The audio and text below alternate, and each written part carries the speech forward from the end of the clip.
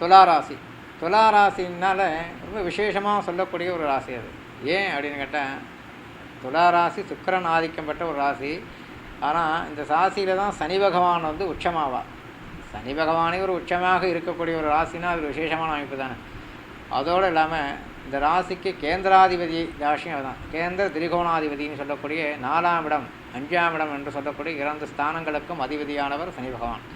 கேந்திராதிபதி 4ஆம் இடம், 5ஆம் இடம் திரிகோணஸ்தானம் சொல்ல 2 ஸ்தானத்துக்கும் அதிபதியான சனி பகவான் வந்து இப்போ 6ஆம் இடம் என்று சொல்லக்கூடிய ருணரோக சுத்திரஸ்தானத்தில் சஞ்சாரம் செய்கிறார்.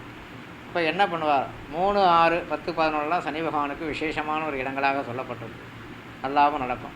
அதனால் துளாராசிக்காரங்க இதுவரை இருந்த ஒரு பிரச்சனைகள்லாம் படிப்படியாக குறைய ஒரு வாய்ப்புகள் உருவாகும். அதுதான் உண்மை. என்ன சார் எப்போதுமே அப்படி தான் இருக்கேன்னு சொல்கிறீங்க, ஒன்றும் நடக்க மாட்டேங்குதுன்னா, ஆமாம் அப்படி தான் இருக்கும். ஆனால் என்ன அது அப்படின்னா, துலாம் வந்து ஏற்ற இறக்கமான ஒரு வாழ்க்கை உள்ள ஒரு ராசி. ஏன்னா மேஷராசிக்கு காலசக்கரத்தில் 7ஆம் இடம்னு சொல்லக்கூடிய இடத்துல துலாம் இருக்குது. துலாம் என்ன பண்ணிட்டு இருக்கோம் அப்படின்னு பார்த்தோம்னா சமநிலை தான். ஏற்ற இறக்கம் வாழ்க்கையில் மாறி மாறி வந்துகிட்டே இருக்கும். எந்த கிரகம் எங்கே போனாலும் நம்ம நிலை ஒரே மாதிரியே இருந்துட்டுருக்கேன்னா இந்த வாட்டி கொஞ்சம் ஒரு விசேஷமான மாற்றங்களை கொடுக்கக்கூடியதாக அமையுது. பயப்பட வேண்டாம். 6ஆம் இடத்தில் இருக்கக்கூடிய சனி பகவான் வந்து அந்த ஸ்தான பலன், எதிரிகள் நண்பராவாங்க இந்த வாட்டி. அது ஒரு விசேஷமான பலன். கடன்கள் அடைவதற்கு வாய்ப்புகளை கொடுப்பார். அது ரொம்ப நல்லதானே. இது வரைக்கும் கடன் இருக்குது, அடைக்க முடியாது, கஷ்டப்பட்டு இருந்தேன், இப்போ கிடைக்கக்கூடிய வாய்ப்புகள் இருக்குது, அடைக்கக்கூடிய வாய்ப்புகள் நிறையா இருக்குது அப்படின்னா அது பாருங்கள் வாய்ப்பு தான் கொடுப்பார். நம்மளை உடனே கடன் கொடுத்தா விட்டுட்டு வேண்டான்னு சொல்லிட்டு போவான், கொடுத்து தானே ஆகணும். ஆனால் அதுக்கு ஒரு வாய்ப்புகளை உருவாக்கக்கூடிய ஒரு அமைப்பை கொடுக்கக்கூடிய அமைப்பு அது விசேஷமாக இருக்கும். எதிரிகள் நண்பராகிறது விசேஷம். இது வரைக்கும் சண்டை போட்டிருந்தான், ஏதாவது பேசினா அவனை பேசி வரான்டான், சரி இப்போ நான் விட்டு கொடுத்து போகிறோம், சரி நண்பராகிடும், இதில் போய் என்ன இருக்குது, பகையை பாராட்ட வேண்டும் சொல்லுவோம் இல்லையா, அதையே இது பண்ணக்கூடாது அப்படின்னு நண்பராக்கி கொள்ளக்கூடிய வாய்ப்புகள் கிடைக்கும். வியாதிகள் இருந்தால் அது ஒரு கண்ட்ரோலுக்கு வந்துடும். இது வரைக்கும் பெரிய அவஸ்தைப்பட்டிருந்தது அப்படின்னா வியாதி குணமடைய ஒரு வாய்ப்பு. குணமடையினா நிரந்தரமாக குணமடையுமானா, அது சுகர் வந்துச்சுன்னா நிரந்தரமாக குணமையான ஒரு கண்ட்ரோலில் தான் இருக்கும். அது ஏன்னா காலத்திற்கும் அது இருக்கக்கூடிய வியாதி. ஆனால் அது கண்ட்ரோலில் இருக்கும், ஒன்றும் பெரிய அது பாதிப்பை கொடுக்கல அப்படின்றத நம்பலாம். அது மாதிரி வியாதி, ருணம், ரோகம், சத்துரு இந்த ஸ்தானத்தில் அமர்ந்து ஸ்தான பலனை செயல்படுத்துவார்னு சொல்லலாம்.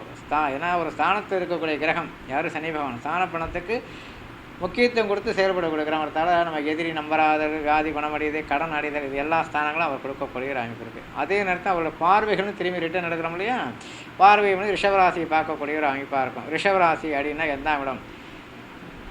ராசிக்கு 8ஆம் இடத்தை பார்ப்பார். துளாராசிக்கு 8ஆம் இடம் சொல்லக்கூடிய இடத்து ரிஷபராசியை அவர் பார்க்கக்கூடும் போது என்ன நடக்கும்? அது என்ன 12ஆம் இடம் 8ஆம் இடம் பார்க்கும்போது ஆயுள்ஸ்தானம், ஆயுள்ஸ்தானாதிபதியே பார்க்குறார் அப்படின்னா வியாதிகள், ஆயுள் தீர்க்கம் அடைக்க வாய்ப்பு உண்டு. ஏன்னா இந்த கிரகம் என்ன பண்ணோன்னா துளாராசிக்கு மட்டும் ரொம்ப கொஞ்சம் நல்லது பண்ணக்கூடிய கிரகம், பெரிய கெடுதலை பண்ணாது அப்படின்னு ஒரு நம்பிக்கை ஒன்று உண்டு உண்மை. ஏன்னா உச்சம் பெற்ற ஒரு கிரகம் எங்கே உச்சமாகனா துலாத்து உச்சமாகிற ஒரே காரணத்தால் அவர் விசேஷமானவர். இந்த முதல் தர யோகாதிபதி துளாராசிக்காக தான்.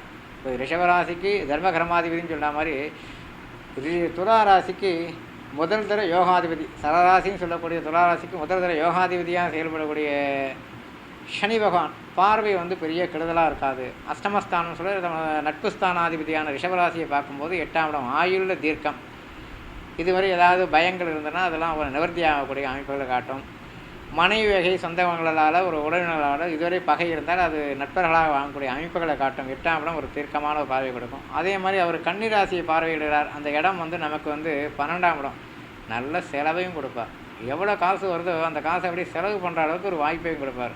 அப்போ சம்பாரித்து செலவு பண்ண முடியும். ஒரு வருமானம் வருது உடனே செலவு பண்ணுறோன்னா அது ஒரு சந்தோஷம் தான் இருக்கும். வராமலே செலவு பண்ணுறதான பிரச்சனை, கடன் வரும். அதனால் அந்த ஒரு தன்மையை காட்டக்கூடிய விரயஸ்தானம், விரயங்களும் நிறையா கொடுக்கக்கூடியதாக காட்டும். அந்த விரயங்கள் வந்து கண்ட்ரோலுக்கும் கொண்டு வரலாம்.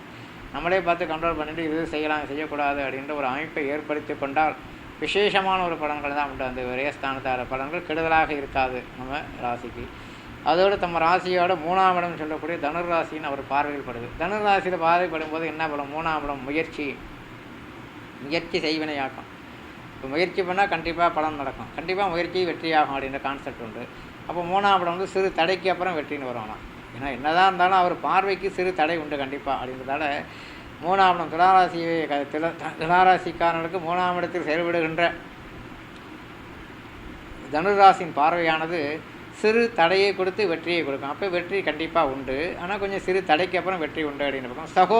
சகோதரி வழிகளில் சிறு பகை இருந்தால் இப்போ வந்து திரும்ப ஒன்றா சேர்கிறதுக்கான வாய்ப்புகளை உருவாக்கும். நிறைய விஷயங்கள் இருக்குது. அது சின்ன பசங்களுக்காக இருந்தால் துளாராசிகள் வந்து விளையாட்டு போக்காக இருக்கிறவங்க இந்த மாதிரி தன்மைகளாக இருந்தாங்கன்னா அவருக்கு ஒரு நல்ல ஒரு அமைப்பு. சிறு ஜலி பிடிச்சிருக்கு, ஜலதோஷமாக இருக்குன்னா அதெல்லாம் நிவர்த்தியாகி ஒரு நல்ல நிலையிலே இருக்கிற மாதிரியே காட்டும். ஆரோக்கியங்கள் மேம்படும். பசங்க விளையாட்டு போக்காக இருக்கிறவங்களுக்கு ஒரு நல்ல நிலையில் ஒரு முயற்சி வெற்றியாகும். இது மாதிரி நல்ல பசங்க இருக்கும். மீடியமாக உள்ள ஒரு பால்ய வயசுலேயே வேலை பார்க்குற வயசில் உள்ளவர்களுக்கெல்லாம் ஒரு திருமணம் ஆகிறதுக்கான வாய்ப்புகள்லாம் நல்லா காட்டும். திருமணங்கள்லாம் நடக்கக்கூடிய வாய்ப்புகள் பெரிய விசேஷம். சுப விரயங்கள்லாம் நடக்கக்கூடியதாக இருக்கும். திருமணம் பண்ணால் கல்யாண விரயங்கள், இது மாதிரி சொல்லக்கூடிய சுப விரயங்கள், வீடு மனை வாசல் வாங்கக்கூடிய அமைப்புகள், நிறைய விஷயங்களை வந்து இந்த சனி பகவான் செய்யக்கூடியதாக அமையிருக்கு. 6ஆம் இடத்தில் அமர்ந்து இந்த துளாராசிக்காரருக்கு நிறைய நல்ல பலன்களை கொடுக்கக்கூடியதாக அமைகிறது. வெளிநாட்டுக்கு போகணும்னு ஆசைப்படுறவங்களுக்கு வெளிநாட்டு தூரதேச பயணத்தை உண்டு பண்ணக்கூடிய அமைப்பையும் கிடைக்கும். 8ஆம் இடத்தை பார்க்கும்போது மறைஞ்சி வாழுதுன்னு கூட சொல்லுவாங்க. மறைஞ்சி வாழ்னா எங்கே வெளிநாடு போகிறது, அங்கே வருது, அதுக்கான முயற்சி பண்ணியிருந்தாங்கன்னா பட்டுன்னு போகிறதுக்கு ஒரு வாய்ப்பை காட்டும். ஏன்னா வெளிநாடு போயிட்டு வரலாமான்னா நம்பிக்கையாக போயிட்டு வந்துடலாம், அவனும் பயப்படுகிறாது, லாபம் வரும், சம்பாதிக்கலாம், அவனும் பயப்பட வேண்டாம் அப்படின்ற ஒரு தன்மைகள். ஏன்னா ஒரு வலுவான ஒரு கிரகம் உங்களுக்கு நல்ல நிலையில் இருந்து 6ஆம் இட ஸ்தான பலனை கொடுக்கறதால எதிரி கிடையாது, நோய் கிடையாது, வழக்கு வம்புகள்லாம் கிடையாது. அப்படிங்கும்போது இந்த 6ஆம் இடத்து பதி நல்ல ஒரு பலனை கொடுக்கக்கூடியது, எதிர்பார்க்கக்கூடிய ஒரு நன்மை. அந்த துளாராசி கண்டிப்பாக ரொம்ப நல்லது பண்ணக்கூடிய ஒரு கிரகமாக செயல்பட்டு கொண்டிருக்கார். இந்த சனிப்பயிற்சியானது சனியால் நல்ல பலன்களே நடக்கும் என்பது 100% சொல்லலாம். இந்த துளாராசிக்கு 100% பலன் சனி பகவானால் இந்த சனிப்பயிற்சியால் நல்ல ஒரு பலன்கள் கிடைக்கின்றது நம்பிக்கை. மற்றபடி அவரோட தசாபத்திகள் நல்ல நிலைகள் இருக்கணும், அது ரொம்ப முக்கியம். இவ்வளோ சனிப்பயிற்சி இவ்வளோ சொல்கிறீங்க, எனக்கு எதுவுமே நடக்கலைன்னா பேசிக் உங்களோட நட்சத்திரப்படி ராசிக்கு ஏற்ற மாதிரி வயசுக்கு ஏற்ற மாதிரி தசாபத்திகள் நடக்கும். ஒவ்வொரு தசைநாதன் உங்கள் லக்னாதிபதிக்கு நல்லவனாக இருந்து புத்திகளும் நல்லதாக இருந்தால் கண்டிப்பாக இந்த சொன்ன பலன்கள் அனைத்து கண்டிப்பாக உங்களுக்கு நல்லதாகவே நடக்கும்.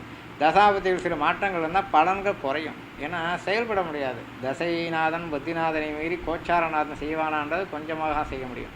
30% பலன் கொடுப்பாருன்னா 30% நம்மளே 100% நம்மளே எடுத்துக்கக்கூடாது.